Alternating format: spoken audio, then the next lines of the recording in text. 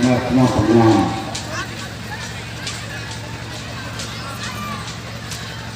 अपने महागुरु महेश्वर के चरणों में रखता है। प्रणाम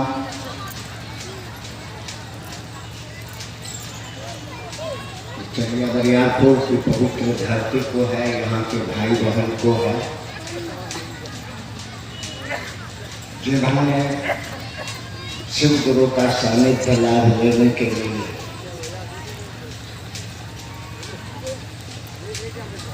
सुअवसर प्रदान किया।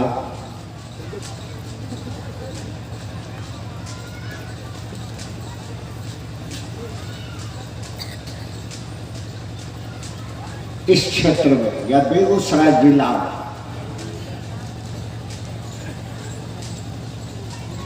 लगभग 30 साल से शिव गुरु की बात चल रही है। 30 साल से बहुत लोग इसमें पुराने भाई बहन होंगे।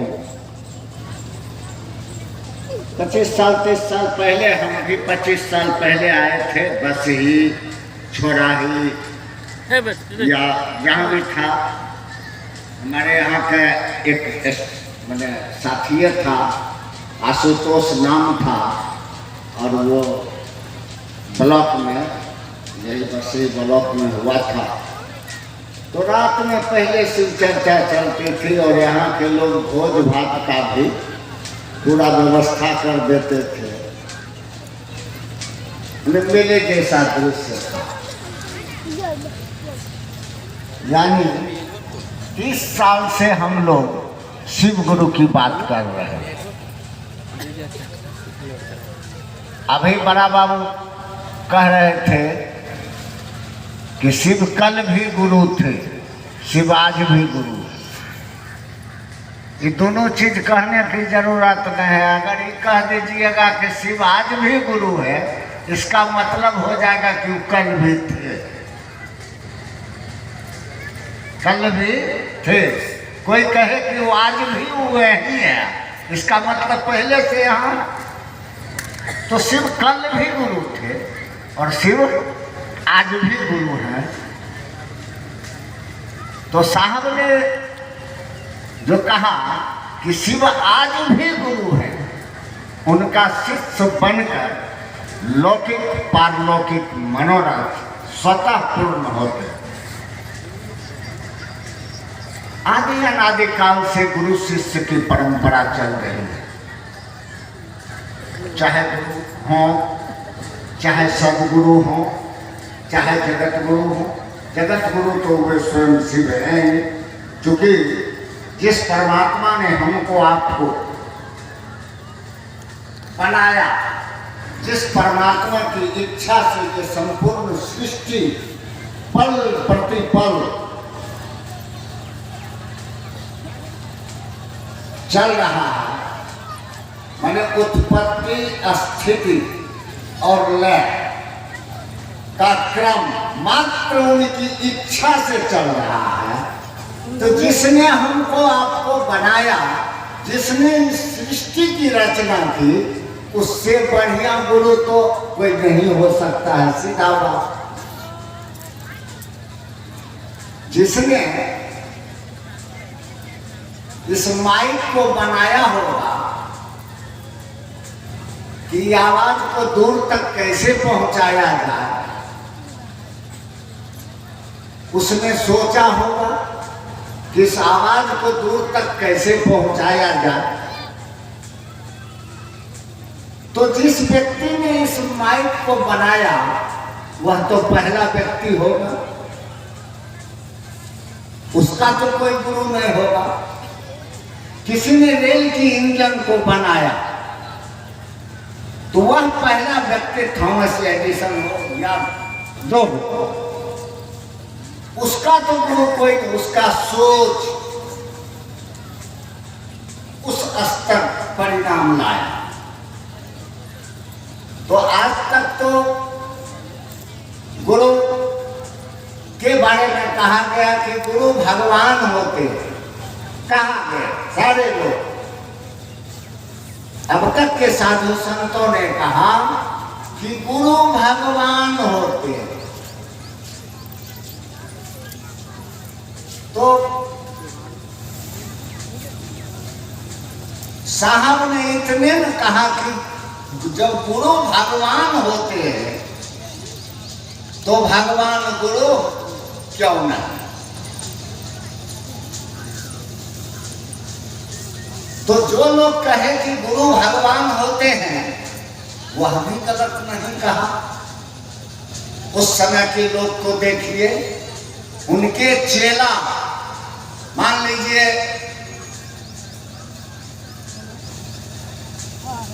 मच्छिंद्रनाथ हुए, अगस्त हुए, पुलस्त हुए, दुर्वासा हुए, दधीची हुए, परशुराम हुए, उनकी ख्याति को देखिए। महादेव के चेला के बारे में कहा गया कि अपना हड्डी तक दान कर दिया जगत के कल्याण के लिए। दधीची महादेव के चेला अगस्त समुद्र को चूरों में लेके पी गए। या जो शरीरी गुरु के भी शिष्य हुए, गुरु शरीर, एक बात समझ लीजिए कि गुरु शरीर नहीं होता है, गुरु भाव सकता है, भाव। पत्नी भी आप एक हैं, हम हैं, एक आप हैं। देखिए, किसी की आप माँ भी है, किसी की आप बेटी भी है, किसी की बहन भी है, किसी की पत्नी भी, किसी की भतीजी भी है, लेकिन है तो आप एक के। अब आपके सामने बेटा खड़ा होगा तो आपके अंदर से माता का भाव चलेगा। मां के रूप में आप जवाब देते हैं अपने बच्चे को। आपके सामने पति आपका सवाल करे तो आप पत्नी के भाव में जवाब देते हैं। आपके अंदर भाई सवाल करे तो आप बहन के रूप में जवाब देते, लेकिन है तो आप एक के। ठीक उसी प्रकार महादेव एक के हैं, एक ही सत्ता है, एक ही कुर्सी है जहां पर स्वयं शिव विराजमान। बाकी जो भी हम आप हैं सारे शिव के शिष्य हैं, गुरु भाई बहन हैं। ऐसा नहीं है कि कोई बड़ा है कोई छोटा है, शरीर से बड़ा छोटा माने नहीं रखता है। और सारा खेला मान का, मान हमारा या आपका मान ही। मन क्या है? विचारों को पैदा करने का एक अदृश्य मशीन है। हमारे आपके अपने से चर्चा में बैठे हुए, लेकिन आप हम देखिएगा कि हमारा आपका मन, शरीर यहाँ है, मन कहीं और भाग जाता है। मन से तीव्र कुछ नहीं चलता है, इससे ज्यादा तीव्र गति में कोई साधन, कोई कुछ नहीं चल सकता। तो यह मन जो है, इसमें विचार उत्पन्न होते रहता, पनपते रहता, जिस तरह खेत में। तो यह मन जो है हमारा आपका विचारों को पैदा करने का एक अदृश्य मशीन जो दिखता है, मशीन है। यहाँ विचार उत्पन्न होते रहते, जन्मते रहते। व्यक्ति अपने इच्छानुसार फल प्राप्त करने में सुख प्राप्ति करता है, लेकिन हमारी इच्छाएं, हमारी आपकी इच्छाएं अनंत है। एक इच्छा पूरा हुआ फिर दूसरा पर चला जाता, ई हो जाता। वह इच्छा पूरा हुआ फिर वो हो जाता। मैंने रक्त बीज के तरह इच्छा जन्मते रहता। यह इच्छा भी परमात्मा की इच्छा से ही कंसल्टेड है, मतलब जुड़ा हुआ। और ये इच्छा की उत्पत्ति तब तक चलते रहता है जब तक आप उस परमात्मा को पाने की इच्छा नहीं करते। जब परमात्मा को पाने की आप इच्छा करेंगे तो आपका धीरे धीरे ये जगत की इच्छा खत्म होते चला जाएगा और एक न एक दिन वह आनंद की अवस्था में, गुरु चित्त और आनंद के अथाह सागर होते हैं, आपको आनंद की अवस्था में लेके चला जाएगा। जाएगा कौन? हमारा तमो।